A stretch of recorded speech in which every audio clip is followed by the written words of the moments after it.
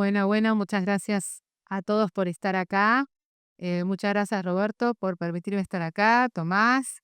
Bueno, finalmente se llegó, ¿no? A la concreción de este libro. Habla fuerte, Mara, que se te di al fondo.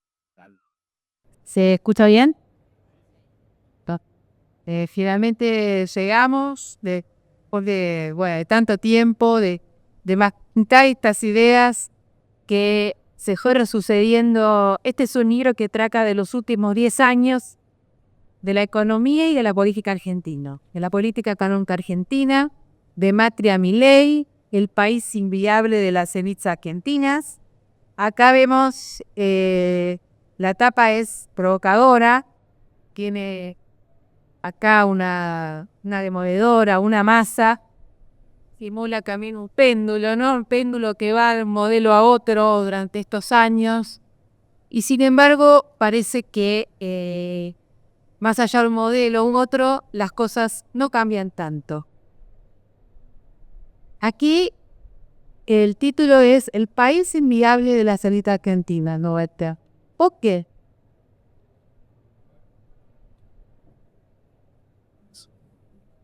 Es para que nos llegue para acá. Allí. Un segundo antes de responder los agradecimientos, porque son todos amigos los que están acá y se vienen a perder un sábado a la noche a escucharnos. Y yo tengo. El libro y ahora lo abordamos, se inscribe en la corriente de pensamiento, la escuela económica que de algún modo fundó, desarrolló Eduardo Basualdo, que hoy no está con nosotros y que probablemente estaría acá si estuviera presente y de quien aprendí, como dice, casi todo. Muchos lo cuestionan, que eso no es una corriente económica, no es una escuela económica. El gobernador Kicillof también es tributario de esa escuela, de hecho presentamos su último libro ambos. Y aprendimos mucho y el libro se inscribe en el comportamiento empresarial que hace la actividad inviable, que rescata ese pensamiento. También un signo más de agradecimiento de los aprendizajes. Bueno, está Débora George, está Mercedes Lafidiosa, Fernanda Vallejo, con Felisa Micheli, con las que trabajé y están, y decir que tan mal no nos llevamos. Compañero del movimiento obrero, el padre Carlos Acaputo, con el que trabajé tanto, Antonio Nesmesián. Digo, hay mucha gente que me está acompañando. Por supuesto, Claudia, cumpliendo 33 años, mis hijos, Lucía, Agustín, Alan. Y un reconocimiento muy especial a Tomás Crespo. Todas las decisiones que tomamos en los últimos más o menos 10 años fueron consultadas con él. Así no fue Tomás, pero bueno. Así no fue Tomás, pero bueno. Y también rescatar dónde está Delfina Salerno y Julia Escalada, una filósofa y una abogada que se pusieron a ordenar textos de economía junto con Mara y llegamos. Así que bueno, eso sí quería hacer ese paneo de reconocimiento, si no me hubiera parecido muy injusto. Ahora vamos a ¿por qué?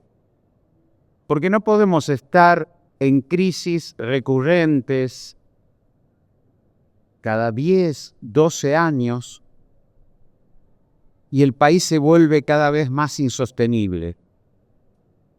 Digamos, corre peligro la Argentina, eso es lo que trata de decir el libro. Ningún país se endeudó como nos endeudamos nosotros con el Fondo Monetario.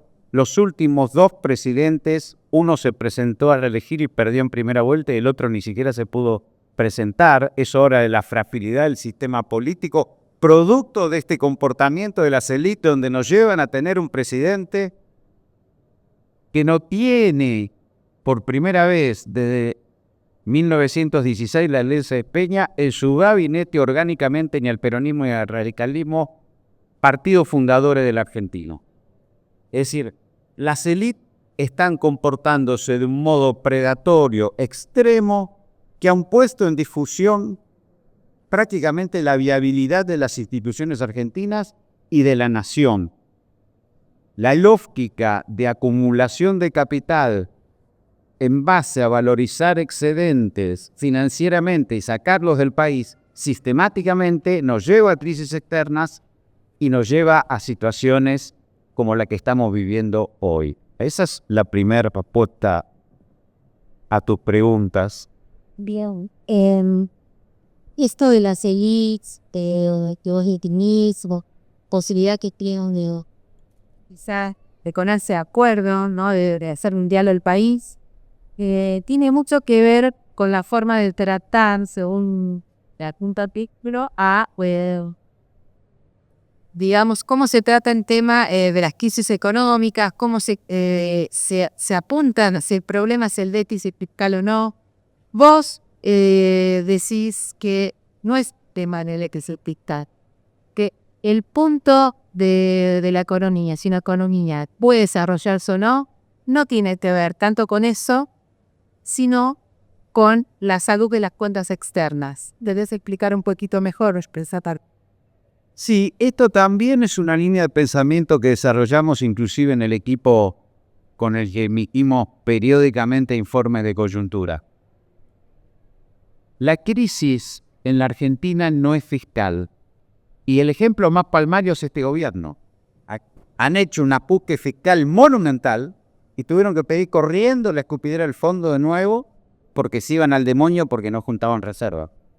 La crisis no es fiscal. La crisis es externa. No quiere decir que no haya que tener un sendero fiscal consistente en las cuentas públicas. No decimos eso. Pero hay que juntar dólares en el Banco Central. Y eso es lo que no permiten las élites. ¿Cómo puede ser que Argentina tenga 10 veces menos reservas que Brasil y el Producto Bruto de Brasil no llega a ser 4 veces el de Argentina? ¿Cómo puede pasar eso? ¿Cómo puede pasar que dilapidamos el superávit comercial del año pasado, 18.600 millones de dólares, dilapidamos el blanqueo, 23.000 millones de dólares, nos aporta el fondo 12.000 millones de dólares y el ministro Caputo dice, pongan más dólares, saquen los dólares, no alcanzan los dólares? Nunca alcanzan los dólares. ¿Y quién se los lleva? ¿Cómo es que este país riquísimo tiene la población la mitad en línea de pobreza? Digo, hay un problema acá. ahora, esto que vos decís, de que seguían haciendo lo mismo. O sea, Caputo es el ministro también de la administración de la Kirchner. Trata muy bien esa administración, la gestión de cómo se fugaron de esos dólares que entraron. Después viene Alberto, pero también Alberto Comán estuvo quizá en la medida, pero tuvo también imposibilidad de tener esos dólares. Y viene un Milei que dice que esta va a ser diferente. Dice que va a ser un perete, ¿por qué? Porque no hay de que se ocupe precisamente. Vos estás diciendo que, no, que esto que viene del Fondo Monetario se va a empezar a diluir. Estamos justo precisamente en este momento donde es un momento bisagra, ¿no? Hasta ahora no hay nada diferente. Hay un ajuste fiscal que, a diferencia de Macri, que aplicó el gradualismo porque podía endeudarse, este lo hizo de shock, porque no podía endeudarse, que el ajuste fiscal. Y después se quedó sin dólares y llamó al fondo. Macri en el 2018 se quedó sin dólares y llamó al fondo. No hay nada diferente, excepto, y después ahora le voy a dar la palabra a Tommy, nosotros venimos discutiendo, pero eso sería para otro libro, si Milei puede ensayar un cambio estructural en la Argentina al estilo que lo hizo la dictadura cívico-militar en el marco del ojo. Si Milei cuenta con el empowerment, el empoderamiento, y esta es una discusión para más adelante, puede armar un bloque de poder de la mano de los Estados Unidos, como varias veces intentó y varias veces fracasó, que desplace al bloque de poder de élite nacional brasileño europeo, que es el que siempre en el libro está, es el que también juega este partido. ¿Es posible? ¿No es posible? Es una discusión hoy que, por ejemplo, uno le llama la atención la pasividad del sector agropecuario en términos políticos. Es cierto que coquetearon con la vicepresidenta y habrán llamado a algún general, pero ya no tiene ese peso. No tiene rentabilidad el sector agropecuario, tienen mucho silo bolsa acumulado, van. La pregunta ahora es si realmente Milei puede hacer lo que no pudo Macri. Macri no pudo disciplinar a las propias élites. Macri era el ejemplo más palmario del fracaso de la élites conservadora, es Macri. Macri tuvo los recursos de un país desendeudado, era uno de ellos, tuvo legitimación electoral y la chocó en 3 años. Y no pudo reelegir, una cosa increíble. Digo, ni siquiera el planteo conservador al modelo chileno o el planteo conservador de industrialización al modelo brasileño, nada. Es esto. Ahora, Milei está buscando, Macri quiso disciplinar a las élites con la causa de los cuadernos, bueno, un berreta. Ahora, Milei está buscando disciplinar a las élites de la mano de los Estados Unidos. ¿Lo logra, no lo logra? Ahí sí se debe la palabra a Tommy, porque esto lo venimos discutiendo y parece un apunte interesante para otro libro. Bueno, muchas gracias. ¿Me escucha? Bien, primero me quedó pendiente la parte de los agradecimientos, pero quiero agradecerle a Roberto. Yo trabajo con Roberto desde el año 2009, hace 16 años casi. No quisiera recordar ese dato a esta altura, pero de lo mucho que pasó, de buen sentido, pero de lo grandes que estoy, yo, es alto. Yo tengo ganas y no tenía, bueno, para ir pesaba bastante kilómetros también.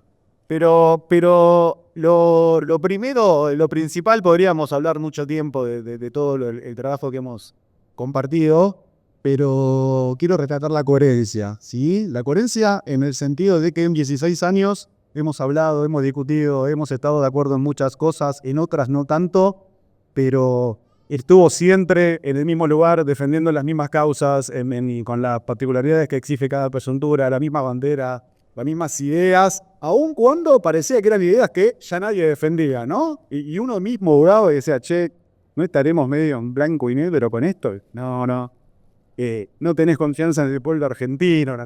Tenía razón, pero evidentemente después siempre se resolvió para el lado de que mantenía la confianza en el pueblo argentino contra los que a veces comprábamos espejitos de colores o nos seducían ciertos cantos de sirenas.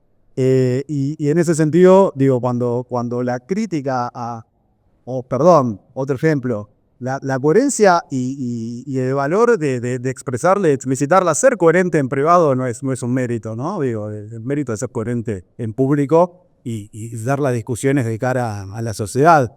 Hemos ido a programas de televisión, en discusiones públicas, con declaraciones que yo le decía, se va a armar quilombo, y bueno, mala suerte, es lo que pienso, que se arme tirón, ¿qué se va a hacer? ¿No? Y es la respuesta que uno espera de un dirigente, digamos, no es que diga, no, de verdad que no lo digo porque se va a enojar tal, este culo, perdemos votos. Esto es lo que yo pienso, esto es lo que yo digo, y se armará el quilombo que se tenga que armar. Y a veces armaba el quilombo y a veces no, pero Rodolfo siempre estuvo manteniendo las mismas ideas, el mismo proyecto de país, y como le digo siempre, es alguien que, si hubiese querido, podría verse, hoy que parece ser para muchos el principal valor, podría haber sido un exitosísimo funcionario de algún banco extranjero, pero decidió en cambio dar con su conocimiento técnico y su militancia política a las playas junto al pueblo argentino, lo que me parece no solo loable, sino también admirable, y eso es lo que quiero rescatar de los 16 años que llevamos juntos. Eso como primer tema. Segundo, volviendo al tema de las élites argentinas y la posible alianza que nunca funcionó,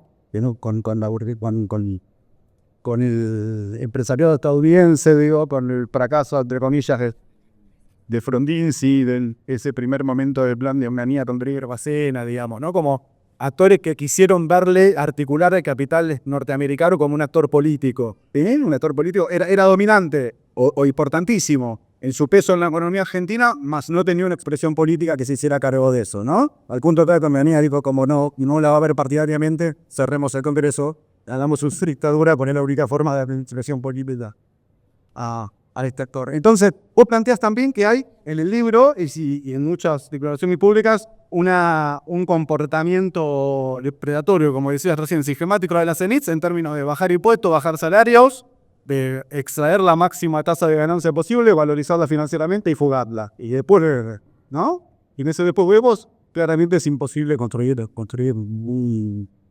un proyecto de nación misma en realidad, ¿no? Como dice Roberto, cada 10 años el Estado quiebra. Entonces, mi pregunta es si ves o no algún tipo de fractura posible, donde estabas insinuando recién, pero hacia adelante, entre el empresariado local, más allá de sus conexiones con el empresario brasileño y europeo histórico, y ese bloque al cual Milei trata de articular, no si la ves cómo se están comportando, que nos decís que no, sino si hay una objetividad posible para esa ruptura y qué rol podría jugar el peronismo o el bloque nacional popular en ese eventual quiebre. Qué pregunta, Sobre Dios, ¿existe Dios? Primero, creo que es posible que Milei logre articular los intereses norteamericanos en Argentina, conectándolos con la producción primaria como pocas veces lo hicieron. Creo que tiene chances. Creo que tiene chances de armar un bloque estadounidense con poder singular, me refiero hegemónico, no siempre lo tuvieron, pero con un poder hegemónico, creo que es una posibilidad real y cierta. Tal vez hay que escuchar al secretario del Tesoro, que promete, no desembolsa porque no puede, pero algo está diciendo. Y por el otro cabalga en una debilidad del Frente Nacional Popular histórica también. Hoy el peronismo, más allá de algunos dirigentes, no es interlocutor de la discusión de la reconducción de la Argentina en el nuevo escenario internacional. Esto me parece que está pasando como el Canadero.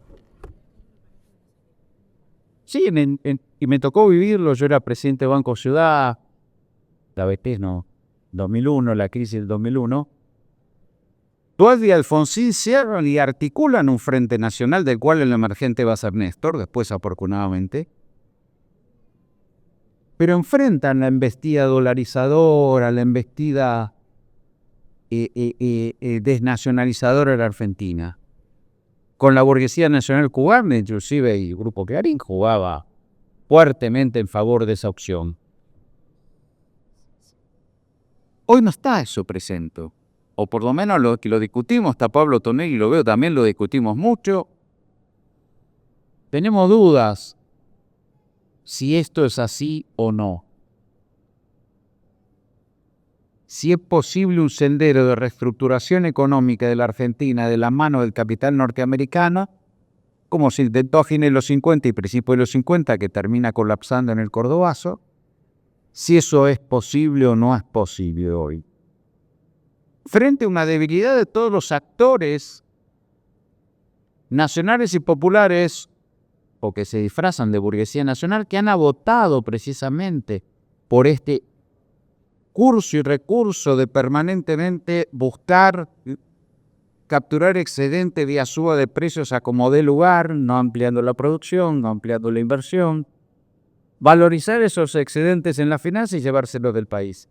Ese fracaso recurrente que tampoco nadie los puede disciplinar, ni el movimiento popular, ni, como decía antes, Macri. Entonces Milei ensaya un tipo de disciplinamiento. La herramienta es el RIFID, que va a estar vigente si Milei se afirma políticamente y se termina de liberar completamente la represión de los candidatos, donde haya así realmente un flujo de libertad. Bien, vamos un poquito con el tema de hoy y no tanto con de cara al futuro, que es muy interesante, pero bueno, vamos y digo, ¿no? Con estas preguntas, un poco de, no todos son rosas, con estos últimos 10 años pasados distintos gobiernos, el peronismo también pasó, no tuvo reacción, tampoco tuvo tentativa de elección, hablan un poco de, digamos, de cómo y una autocrítica, ¿no? Posa la autocrítica también de Queralito. ¿Qué puedes decir? ¿Por qué fue tan jugada? ¿Qué es lo que no pudo hacer? Todo esto que vos preverán que también podía ser, podía haber sido un programa comunitario de Alberto Hernando y si no, no fue. Y ese libro lo aborda, incluso lo aborda de la perspectiva personal o la experiencia que nos tocó vivir como Secretaría de Comercio. Yo fui funcionario de los 4 gobiernos peronistas de los últimos 20 años en el quehacer económico. El último, que fui secretario de Comercio, no vi un peronismo no cohesionado, un gobierno de coalición desarmado, y la experiencia es que también ahí se discutían modelos en pugna. También en el interior de ese gobierno peronista se discutía qué tipo de industrialización, qué tipo de destino a la renta primaria. También en ese gobierno, un poco por debilidad, un poco por falta de cohesión, un poco por dudas, en el seno del gobierno se discutía, y lo cita el libro, y lo relaciona con el atentado a Cristina y los modelos en pugna. No parecía el peronismo clásico de captura recta primaria y trato de industrializarla. Había la decisión o la visión que podía avanzarse en un sendero de industrialización aprovechando el nuevo vector de competitividad que era la energía barata y aprovechando la mano de obra barata. Iba a haber empleo, pero con mano de obra barata. Fue uno de los gobiernos peronistas, inclusive por debajo del de Menem, con más baja participación del salario en el producto. El gobierno del Frente de Todos. Menem tuvo creo que el 47, 48, el gobierno del Frente de Todos tuvo 44, 45. Ahí Débora está recordando nuestra experiencia en la Secretaría de Comercio, murmurando. Un gobierno que tenía en su impronta el modelo desarrollista de la mano de la producción primaria manufacturada, mucha injerencia del Consejo Agroindustrial Argentino, mucha injerencia en OIA, mucha decisión de salida de la crisis vía una industrialización selectiva, y en ese punto era necesaria la recomposición de precios de los sectores empresariales. Las políticas de precios que nosotros aplicamos, y eso me tienen prohibido que hable ya tanto de eso, las políticas de precios que nosotros aplicamos en el intento de combatir la indigencia, porque eso fue lo que en su momento hablamos con Débora, con Antonio, de conectar una canasta básica con una política de ingresos, tuvo algún grado de éxito hasta la guerra, hasta febrero. En febrero la inflación núcleo era 38% anual. No es una maravilla, pero... Y se rompe todo en la guerra. Trigo, girasol, maíz, todos los acuerdos de precios se rompen todos. Se le pide al gobierno aplicar un programa de emergencia, que implicaba un mayor control del comercio exterior. En parte estaban los fideicomisos que salieron, pero también había que aumentar los derechos de exportación y los cupos de exportación, y se fracasa, que es lo que decide, nuestra salida del gobierno. Lo que quiero decir es que el gobierno del Frente de Todos fue prisionero, por un lado, de la deuda que hereda de Macri, que no aborda, sobre todo el problema con el Fondo Monetario debió haberse abordado de entrada, con cuestionamientos severos a la sobrecuota que le dieron a Macri, con cuestionamientos severos a una no supervisión del cumplimiento de metas, y tampoco se acumulan dólares en Banco Central, a pesar de la oportunidad de la pandemia, y se utiliza una política de precio que tenga correlación con una política de ingresos. Y obviamente un choque internacional como el que es la guerra de Ucrania desarma a un gobierno con un presidente que declaraba la guerra de la inflación, y esas cosas no pasaran. Sí, ahí está Felisa murmurando. Creo que ahí el gobierno tuvo el debate de nuevo, el gobierno el peronista del Frente de Todos, sobre el rumbo del país, tuvo capacidad financiera en dólares y tenía la cohesión y la oportunidad de la pandemia para plantear cuestiones distintas sobre la deuda. Y creo que no hubo cohesión política para llevarlos adelante. Su libro lo señala, con pena y con dolor, Bueno, pero son buenas más Autocríticas, ¿no? Externas, también para poder crecer, poder cambiar hacia adelante. Y en esto de poder crecer y cambiar, bueno, a mí lo señalas de que era sí pudo cumplir unos terceros pacto. El juntar de la Argentina a lo largo de estos años, recurrentemente volvió a lo mínimo y no puede llegar a que salga la jumata blanca, ¿no? De la Casa Rosada. Y también son discusiones que hemos tenido en el equipo y que tenemos, que Tulio Vargas, en los 30, líder brasileño si los hay, estadista si los hay, convence a los varones del café de hacerse industriales. Y les dice, miren muchachos, no podemos tener un país así enorme plantando café. Tenemos que hacer algo. La renta, industrializarla. En Argentina, ese pecado de origen es que la industrialización es compulsiva. Casi que la hace el batallón de ingenieros del ejército, la industrialización.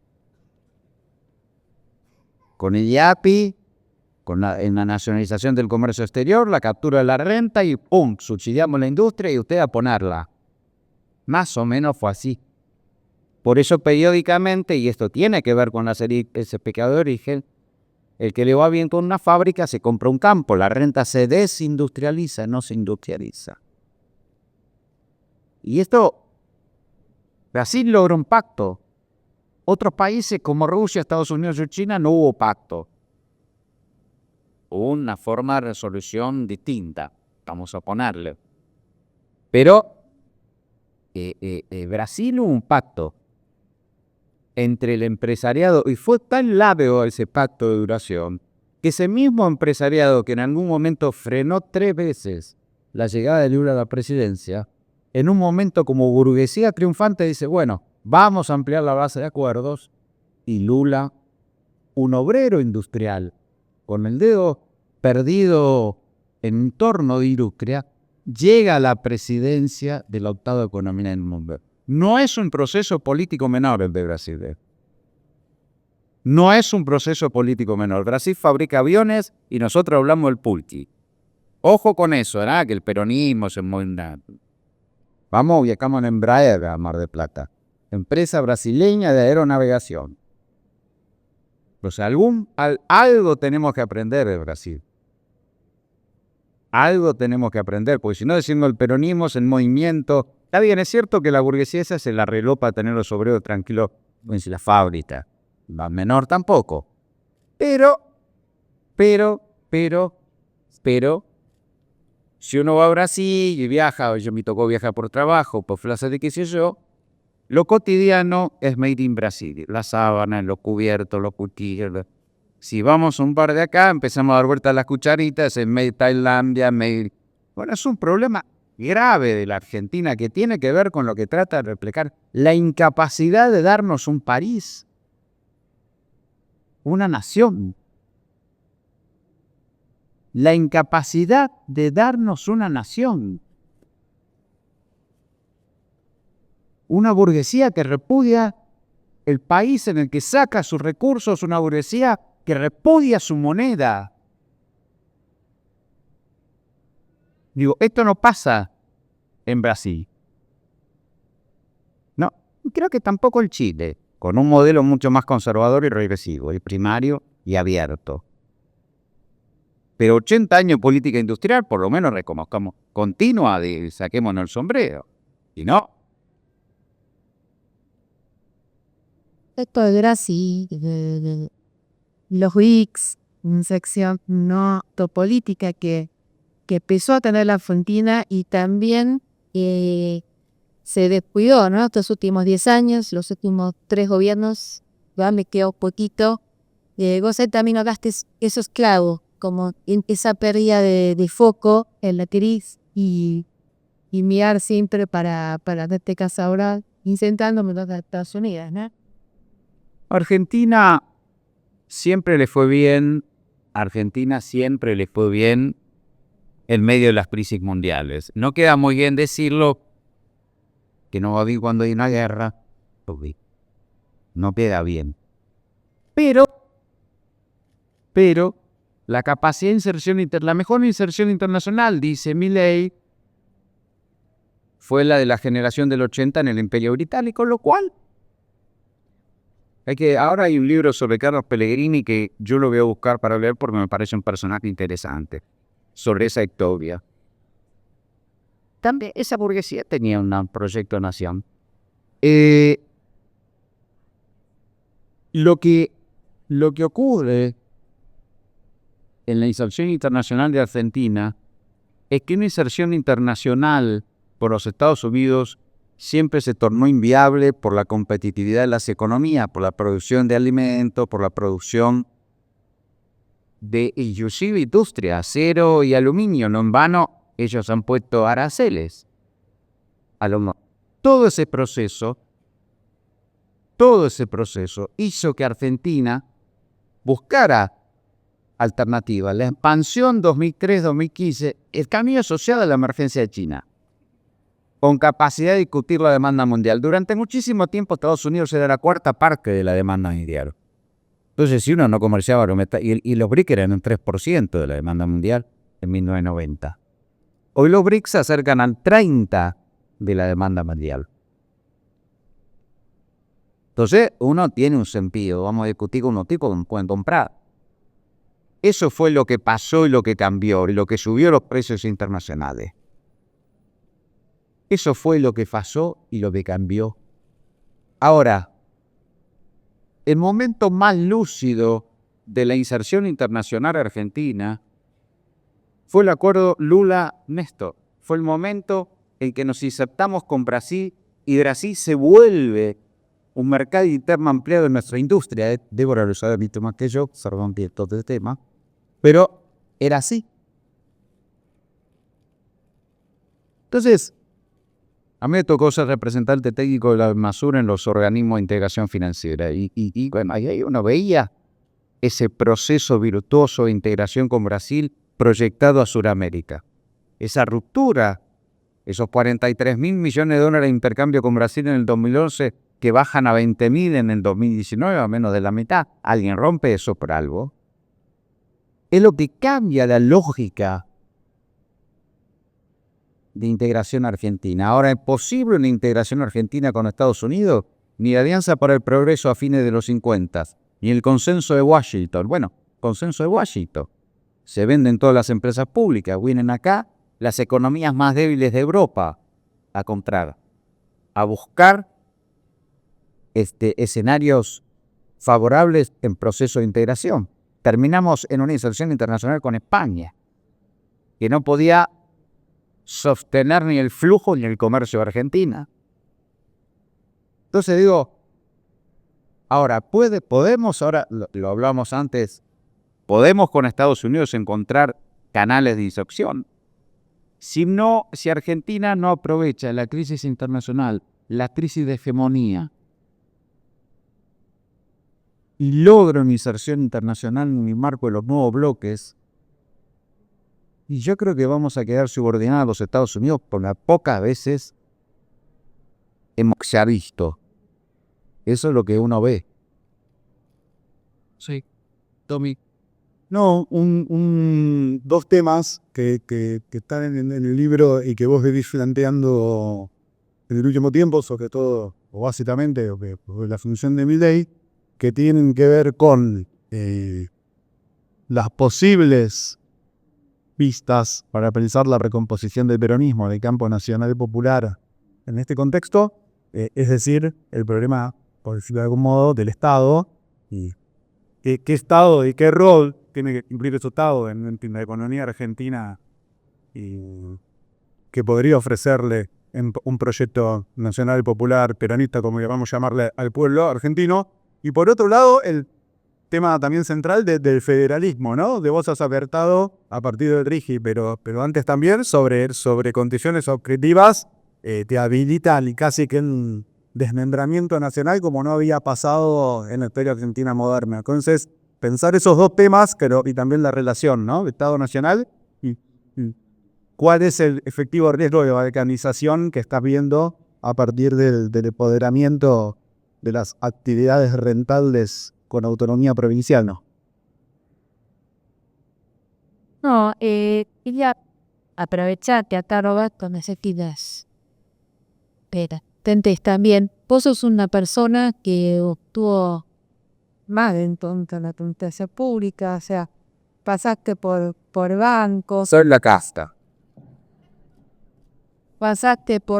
bueno, ellos, y está cuando te dijo Tomás de la integridad, de la coherencia en el pensamiento, has tenido que guiar en primera persona con todas estas de los que vos hablas, porque algunas van a estar recibiendo quizás de experiencia, medinar cara en el dialogar con este equipo de, bueno, con esas escrituras de poder. No sé si nos querés contar una anécdota, algo que te sea como si, bueno, y pongámosle cara, ¿no? A esta de la Celis. Antonio Memesian podría contar también algunas. Y Delfina también, que nos está por ahí, que le acompañó varias de Viñamen. Mirá, primero te voy a decir algo que me va a jugar en contra, pero como dice Tommy, Portón Rábano, yo las detesto visceralmente. El paso por la Secretaría de Comercio me hizo descreer de la alianza de clases. Dije, en un momento con estos tipos es imposible. Es imposible. Incluso uno cuando había sido viceministro de Economía, allá por el 2011, 2010, tenía un diálogo y eran planteos racionales respecto a la energía, los insumos. 10 años después era una cosa que repetían el discurso de Majul, qué sé yo, era imposible.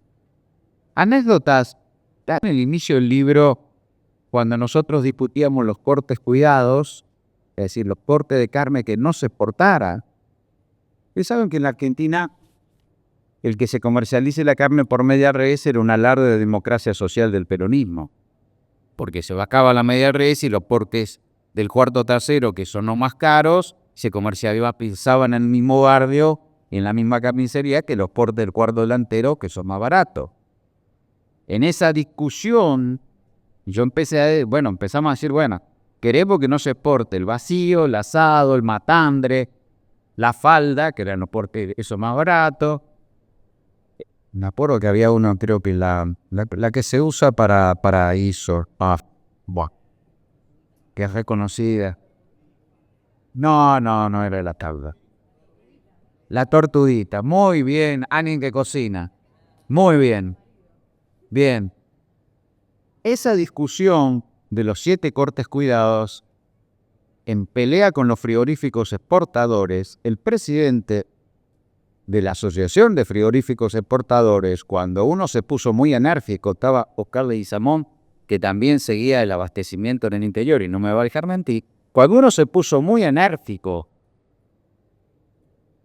amenazando con el SENASA, diciendo que iba a cerrar la exportación, que después no pasaban la coherencia del gobierno, a el SENASA algo de bola no daba. Pero tratando de cohesionar de Estado, y les cuento, en los días previos a la Navidad y a la Nochebuena, se vendió 1 millón de toneladas diarias de los cortes cuidados. Quiere decir que la gente quería consultar. ¿No es cierto, Lina? Pues mi presidente de la Asociación de Frigoríficos Exportadores, cuando la cosa se puso muy tensa, me dice, Feletti, usted tiene que entender que hoy los argentinos quieren una dieta de excelencia. Y fíjese, en medio de la guerra, los sacrificios que hay que hacer. Eso pudrió todo. La discusión se fue al demonio. Lo mismo en tren de contar anécdotas, los mayoristas distribuidores, y no voy a nombrar ninguno, viste que yo supe que me iba a nombrar ninguno, algunos son muy de nacionales y populares, no abastecían a los comercios de proximidad que uno le pedía que los abastecieran. Y los comercios de proximidad me decían, yo necesito un margen del 40% sobre los precios de cuidado. Y yo le digo, pero ¿te querés hacer rico con los precios de cuidado? Entonces, estamos en un proceso de agarremos lo que podamos cuando podamos y después quién sabe. Y entonces es muy difícil viabilizar una política de precios en ese marco. ¿Sí? Ni que hablar de las alimenticias estadounidenses. Todo el tiempo, para abastecer, decían, bueno, pero yo quiero importar tal cosa, pero yo no me dejan importar. Coño. Entonces, esas discusiones de voy a producir lo menos que pueda, lo voy a cobrar lo más caro que pueda y con eso y después Esto estaba planteado en las mesas. Y así todas las canastas funcionaron. Hasta la guerra funcionaron. Ahora, la visión del empresariado no es una visión de expandir la producción, que por ahí me van a contestar en todas las partes del mundo. Sí, pero en todas las partes del mundo no se la llevan. Y hay estabilidad. Y hay consensos en Europa sobre determinados, o en Canadá, por ejemplo, que revisamos experiencias, sobre determinadas canastas. Entonces, las anécdotas, la verdad, son desagradables. Fueron peleas muy rudas, muy difíciles. No sé si con el sector financiero presiste la comisión de NGPC, cuando se investigó todo ese escándalo. Bueno, para ver si queda algo, si quedó no sé, si es una anécdota criminal. Eso no está en el libro, pero el presidente del HSBC, Martino, todavía me recuerda que cada vez que puede le insulta por qué. Los tipos no aceptaban estar sentados en el Congreso de la Nación dando explicaciones. Y la primera reunión con el presidente del HSBC fue a los hitos. Son unos energúmenos que desconocen el poder del Estado y la legitimidad del Estado. Después, los otros bancos extranjeros, después del primer ataque, conflicto, ahí tenemos un gobierno más cohesionado. Empezaron a venir a traer información. Pero era claro que el HSBC estaba fuera de la normativa de lavado de activos. Clarísimo, quedó claro en el informe, demostrado palmariamente. Algún día también podríamos, Mara, revisar ese informe, me parece. Quedó claro, Y sin embargo, el desconocimiento, el nivel de agresión, el desconocimiento de vos, ¿quién sos para decirme esto? Tengo una anécdota también, ¿me queda un minuto? Un minuto con el presidente de la Asociación de Consignatarios de ese entonces Mercado Linier, Mercado Lacaño. Cuando yo discutía, y la verdad, para ser justos, Poto jugó bien ahí, ¿no? Con el tema de la presidencia gratis. Pero cuando yo discutía el precio en los remates y el kilo vivo, este hombre que se llama Sáenz Valiente, que no es el que tiró una modelo por la ventana, pero debe ser, me dice, impunemente me lo dijo, Teletti, mi familia hace 500 años que está en este país. A lo cual yo le contesté, y la mía hace 120, se bajaron en un barco desde Ferrara, desde Génova. ¿Y qué? Bueno, esa misión de ruptura de la democracia social del empresariado que no acepta a nadie que no sea de su propia condición es la que hay que quebrar. Tenemos que poder quebrarlos, si no estamos perdidos como proyecto popular. Por eso me reflotó el clasismo. El decir yo soy hijo de inmigrante, si estoy acá te encaro y me tenés que aceptar, porque soy el poder del Estado, no soy uno tuyo.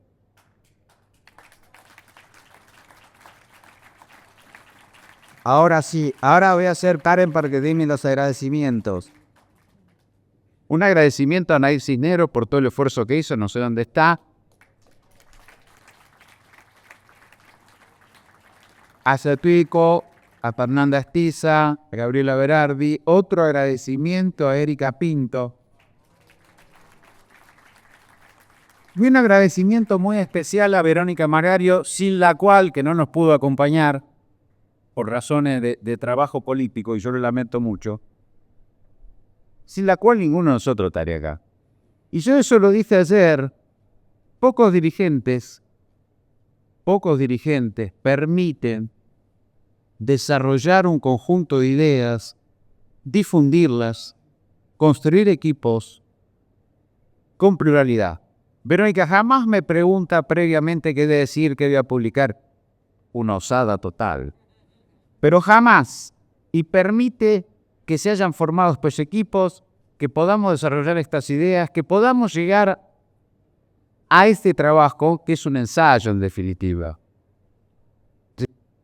Es un ensayo que pretende aportarle un tema sin agotarlo. Pero la verdad que yo quiero reconocer eso en Verónica. Yo lo dije públicamente ayer en el reportaje de Mengolini, pero quiero reconocerlo. No solo por una cuestión, si se quiere, pragmática, que no podríamos estar todos acá, sino por un hecho real de permitir esta experiencia. No hay muchos dirigentes que permitan este tipo de desarrollo y experiencia desde el punto de vista de la producción intelectual y del debate político. Así que va el agradecimiento. Allá está Palmina, PD. ¿Puedes decir cuánto puta media sol? La taquimena non cierto.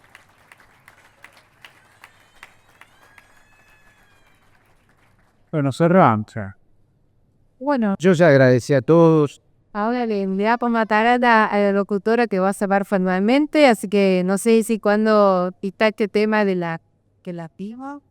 Gracias a todos y voy a cortar, Me siento muy acompañado y muy agradecido. La claridad. Darare Silvanes ahora por finalidad de Socarria. Lo que harán dos agradecimientos, no queremos olvidar de agradecer a la Feria de Libro por este espacio y también a la editorial Biblo por llevar adelante las gestiones necesarias para publicar este libro.